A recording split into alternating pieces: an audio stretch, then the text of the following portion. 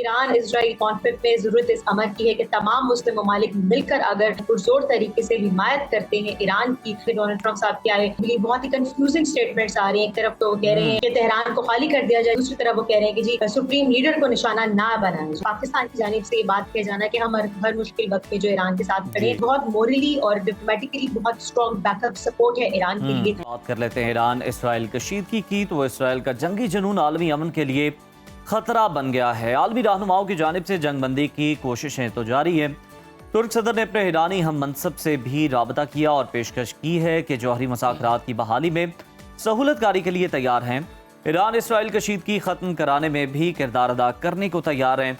अमरीकी सदर एक जानिब तो पुरुमीद हैं कि जंगबंदी हो जाएगी, बहुत सारी मुलाकातें और फ़ोन कॉल्स हो रही हैं और वो कहते हैं कि ये ऐसा ही मुआहदा होगा जैसा भारत और पाकिस्तान के दरमियान मैंने कराया था। साथ ही वो ये दावा भी कर रहे हैं कि ईरान जंग कभी नहीं जीतेगा, वो कशीदगी में कमी चाहता है और मुज़ाकरात की मेज़ पर आना होगा।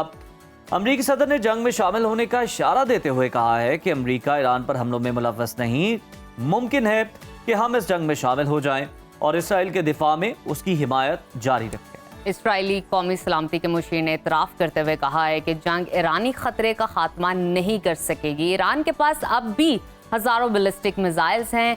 इसराइली फ़िज़ाई हमलों से तेहरान के जौहरी प्रोग्राम का खात्मा मुमकिन नहीं। अमरीकी सदर ट्रंप ही ईरान को जौहरी प्रोग्राम तर्क करने पर मजबूर कर सकते हैं। उधर फ़लस्तीन की तरह ईरान के मामले पर भी मुस्लिम उम्मा का किरदार मायूस कुन नजर आ रहा है। बयानात सिर्फ मजम्मतों तक ही महदूद हैं और इसराइली जारहियत को रोकने के लिए कोई अमली इकदाम दिखाई नहीं दे रहा। गुज़श्ता दिनों वज़ीर दिफा ख्वाजा आसिफ ने मुस्लिम उम्मा से मुत्तहिद होने का मुतालबा करते हुए खबरदार किया था कि अगर इसराइल को ना रोका गया तो फिर सबकी बारी आएगी।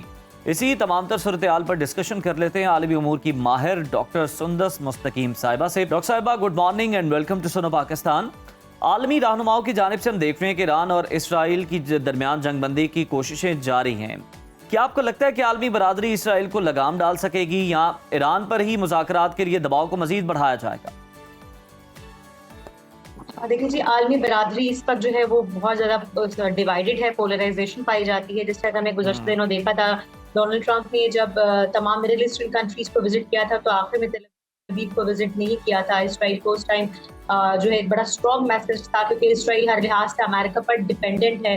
खासतौर पर पैलेस्टीन वॉर में हमने देखा कि हर लिहाज से तो एक कंट्री जो कि खुद अमेरिका पर डिपेंडेंट है तो इसराइल, और दूसरी जानिब तमाम मुस्लिम कंट्रीज और तमाम मिडिल ईस्टर्न कंट्रीज जो हैं, खासतौर पर कतर, सऊदी अरेबिया और यूएई की अगर हम बात करें तो जो कि बहुत ही फाइनेंशियली रिच स्ट्रॉन्ग कंट्रीज हैं, तो हर मुल्क के अपने मफादात होते हैं। अमेरिका उनको कभी भी नाराज नहीं करना चाहेगा।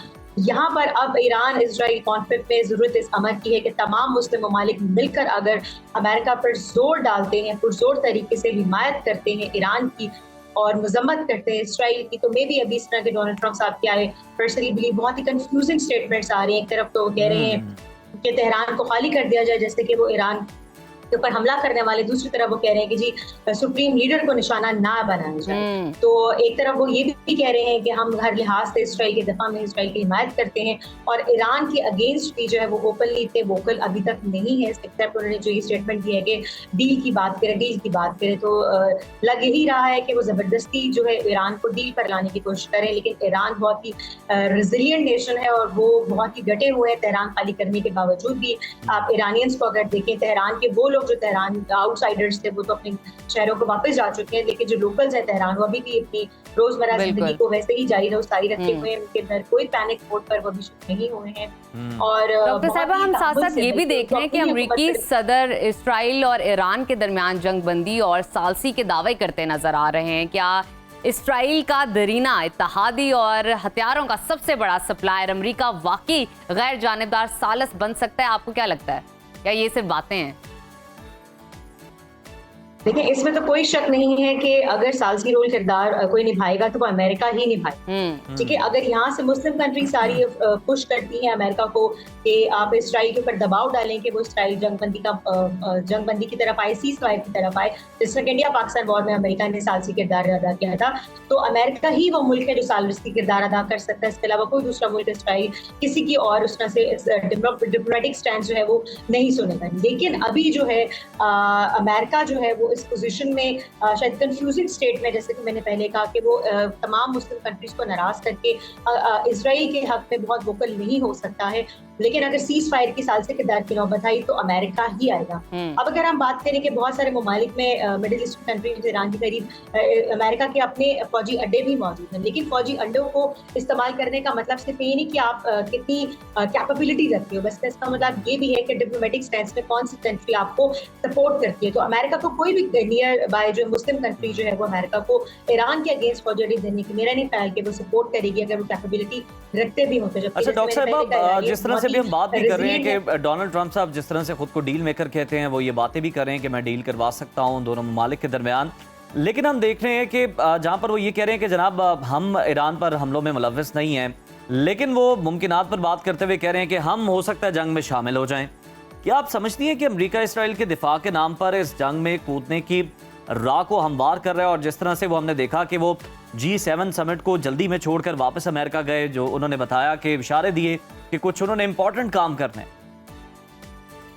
जैसे मैंने अभी कहा ना कि मिडिल ईस्टर्न कंट्रीज के जब डोनाल्ड ट्रंप साहब ने अभी दौरे किए थे तो उसमें वो मुस्लिम कंट्रीज को बिलखसूस कतर, सऊदी अरेबिया और यूएई के अगेंस्ट जो है वो अभी बिल्कुल भी नहीं जाएंगे। मुस्लिम कंट्री जिनको इनके फाइनेंशियल मकासद अता फरमाया, वो ट्रेड करना चाहते हैं, वो ट्रेड बढ़ाना चाहते हैं मुस्लिम कंट्रीज के साथ जो है, कतर, यूएई और सऊदी अरब के साथ जो है, तो वो इस मौके पर जो है वो ईरान के अगेंस्ट जाकर मुस्लिम कंट्रीज को नाराज नहीं करेंगे। वो अभी हो सकता है कि वॉर इज इंडस्ट्री, ठीक है, तो बहुत सारी एक मुल्क एक्सपोज होता है जब जंग की सूरत हाल होती है। तो अभी जिस तरह ईरान की यूरेनियम इनरिच होने का दावा किया जा रहा है और इसके अलावा उनके जो कौन से खाने उनको जो है टारगेट किया जा रहा है, तो अभी ये देखना है कि ईरान कितनी सलाहियत रखता है, अभी ईरान किस मोड पर है। अभी अमेरिका नीड्स टू अंडरस्टैंड कि ईरान जो है वो इस वक्त किस मोड पर है। जिस तरह मैंने कहा कि 28 मुसाद के एजेंट्स जो हैं वो ईरान के अपने अंदर से पकड़े गए। 3 बड़े शहरों में जो डोमेस्टिक मिसाइल जो है, जो पहला अटैक जो था ईरान के अपने अंदर से हुआ था, तो इस वक्त ईरान जो है वो बहुत ही खुद ही मतलब अपने ही पहले मुल्क के अंदर उनकी इंटेलिजेंस एजेंसीज जो है वो बहुत ज्यादा एक्टिव हैं कि 3 शहरों से जो ईरान ने जो सुपरसोनिक मिसाइल तल अवीव की तरफ भेजे वो बाद में भेजे थे, लेकिन सबसे पहला अटैक हुआ था ईरान के अपने अंदर से हुआ था। वो 3 शहरों में जो मुसाद के अपने एजेंट्स काम कर रहे थे। तो दोबारा कोई ऐसी नौबत ना आए।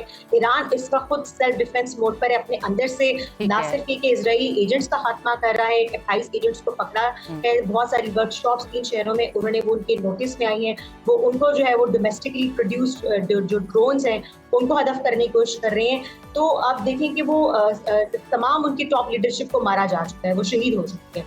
तो इस वक्त ईरान जो है उसके मूड को देखते हुए अमेरिका डिसाइड करेगा कि आइंदा कुछ आने वाले दिनों में। अच्छा सुंदर साहब, अगर एक सिचुएशन हम डिस्कस कर लें, फॉर इंस्टेंस अगर अमेरिका इस जंग में शामिल हो जाता है, ये तसव्वुर कर लेते, तो क्या देखती हैं कि इस दुनिया की आलमी सतह पर हमारी या लोगों की या डिफरेंट ममालिक की क्या असरात उन पर मुरतब होंगे, किस तरह का इम्पैक्ट क्रिएट होगा इस सिचुएशन के बाद? पाकिस्तान की अगर आप डिफरेंट कंट्रीज नेबरिंग कंट्रीज की अगर आप बात कर रही हैं, तो पाकिस्तान ने तो जिस तरह अभी ईरानी पार्लियामेंट में जो नारे लगाए गए, शुक्रिया पाकिस्तान के हक में नारे लगाए गए थे, तो पाकिस्तान डिप्लोमेटिकली तो ईरान के साथ खड़ा है और पाकिस्तान की जानिब से ये बात किया जाना कि हम हर मुश्किल वक्त में जो ईरान के साथ खड़े हैं, ये बहुत मोरली और डिप्लोमेटिकली बहुत स्ट्रॉन्ग बैकअप सपोर्ट है ईरान के लिए। और पाकिस्तान की जानिब से being the only nuclear Muslim country ये मैसेज सारी दुनिया को गया है कि अगर ईरान पे हमला किया गया तो हम ईरान के साथ खड़े। अभी पाकिस्तान ने कोई भी गैर जिम्मेदाराना जो है वो बयान नहीं दिया, बल्कि बहुत ही मोहतात बयान दिया है कि हमारे जो मिसाइल सिस्टम है, हमारा जो न्यूक्लियर पावर सिस्टम है, वो हमारे सेल्फ डिफेंस के लिए, किसी मुल्क की जंग में पड़ने के लिए नहीं है। तो बहुत मोहतात बयान जो है पाकिस्तान की जानिब से आ रहे हैं। लेकिन बिल्कुल पाकिस्तान का बड़ा मोहतात रवैया इस तमाम तर सूरत हाल में, और आप जिस तरह से आपने बताया कि डिप्लोमेटिकली पाकिस्तान जो है वो सपोर्ट कर रहा है ईरान को। मुस्लिम दुनिया के अगर हम बयानात को देख लें तो हमें सिर्फ मजम्मत तक ही महदूद नजर आते हैं, अमली इक़दाम कहीं नजर नहीं आ रहे। आपके ख्याल में मुस्लिम उम्मा इस वक्त क्यों मुकम्मल तौर पर गैर मौसर दिखाई दे रही है? क्या ये सिफारती नाकामी है या मुजरिमाना खामोशी है? एटलीस्ट आप डिप्लोमेटिकली तो इतना सपोर्ट कर सकते हैं जिस तरह पाकिस्तान ईरान को कर रहा है। देखिए, जियोपॉलिटिक्स इज समथिंग एल्स और religion is something else. When it comes to geopolitics तो आप हर मुल्क अपने मुल्क का मफाद पहले देखता है कि अमेरिका के साथ, इजराइल के साथ भी इवन किस मुल्क का कितना कोई इकोनॉमिक मफाद है, फाइनेंशियल बेनिफिट्स किसको हैं, ट्रेड के हवाले से, किसी भी हवाले से। जी। तो हम बीइंग मुस्लिम हम जो बात करते हैं कि पूरी उम्मत मुस्लिमा को एक पेज पर होना चाहिए, तो हमें इस बात को नहीं भूलना चाहिए कि जियो स्ट्रैटेजिकली अगर हम देखें तो हम रिलीजन वहाँ पर एग्जिस्ट नहीं करते। तो मतलब अगर हम बीइंग मुस्लिम देखें तो हमें लगता है कि तमाम उम्मत मुस्लिमा को जो एक पेज पर होना चाहिए और बहुत ही रेजिलिएंट होना चाहिए, वोकल होना चाहिए, बल्कि अपनी मिलिट्री बेसिस प्रोवाइड करनी चाहिए और सबको मिलकर ईरान पर हमला करना चाहिए। बट ऐसा हकीकत में नहीं होता है। कोई भी मोहतात कंट्री, मुस्लिम कंट्री या नॉन मुस्लिम कंट्री, किसी भी दूसरे मुल्क की जंग में कूदने से पहले 1000 बार सोचती है कि उनके अपने मुल्क को कितना नुकसान होगा। जिस तरह अभी उर्दन ने बंद कर दी, अपनी फिजाई हदूद बंद कर दी, शाम ने बंद कर दी, शाम ने ऑलरेडी बहुत सफर किया है, तो उर्दन वो सफर नहीं करना चाहता है। तो हम चाहेंगे कि किसी भी मुस्लिम कंट्री पे, हमारे नेबरिंग मुस्लिम कंट्री पे कोई ऐसी आफत ना आए, लेकिन कोई भी किसी मुल्क की जंग में जो है वो इस तरह से नहीं कूदता। बिल्कुल तो इस तरह से शामिल नहीं हो सकता जियो पॉलिटिक्स के अंदर, और होना भी नहीं चाहिए। सब दिफा जो है वो अजीज़ है, मुकद्दम है, और सब जो है अपनी जो ताकत है, जो दिफाई ताकत है ख़ास तौर पर, वो अपने लिए रखना चाहते हैं, जिस तरह पाकिस्तान ने भी वाज़ेह किया है।